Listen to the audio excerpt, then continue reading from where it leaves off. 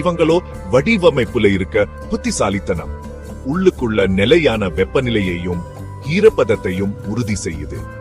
இது காலனி செழிச்சு வளர் ஒரு சரியான சூழலை உருவாக்குது. நம்ம பூமியில இருக்க மிக கடுமையான காலநிலையிலும் சூடு இது சாத்தியம். கரையாங்கிற வார்த்தை பெரும்பாலும் அழிவோட படங்களை தான் மனசுல கொண்டு வரும். மறுவீடுகளே உள்ளுக்குள்ள இருந்து அமைதியா சாப்பிடுறது மாதிரி. 3000க்கும் அதிகமான கரையான் வகைகள்ல ஒரு சின்ன பகுதி மட்டும்தான் மனிதர்களுக்கு தொந்தரவு கொடுக்கக்கூடியதா இருந்தாலும் பெரும்பாலான கரையான்கள் நம்ம உலகத்தோடு சுற்றுச்சூழல் அமைப்புல ஒரு முக்கியமான பயனுள்ள பங்கை வகிக்குது. இவங்கதான் இயற்கையோடு அத்தியாவசியமான துப்புரவு படை. மத்த உயிரினங்கள் செரிக்க முடியாத மரமற்றும் காய்ந்த புல் போன கடினமா தாவர இலைகளை இவங்க உடைக்கிறாங்க. இப்படி செய்யறது விலைமதிப்பற்ற சத்துக்களை மண்ணுக்கு திருப்பி அனுப்புறாங்க.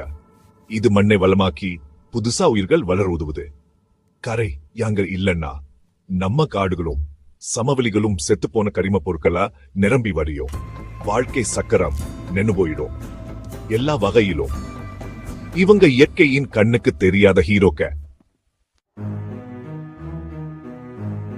ஒவ்வொரு கரையான் காலனிக்குள்ளேயும் ஒரு ஒழுங்கமைக்கப்பட்ட சமூகம் இருக்கு. விலங்கு உலகத்துல இருக்க எந்த ஒரு சாதி அமைப்பையும் வெடிது உறுதியானது.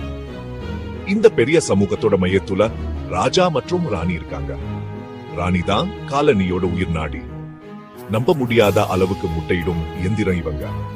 இவங்களோட வயிறு பிரம்மாண்டமான அளவுக்கு பெருச்சு கிட்டத்தட்ட அசைய முடியாத அளவுக்கு ஆக்கிடும். இவங்க தினமும் ஆயிரக்கணக்கான சில சமயம் பல்லாயிரக்கணக்கான முட்டைகளை இட முடியும். ராஜா தன் வாழ்நாள் முழுவதும் ராணி பக்கத்திலேயே இருப்பார்.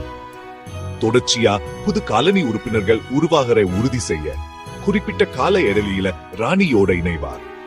இவங்களோட ஒரே நோக்கம் இனப்பெருக்கம் மட்டும்தான்.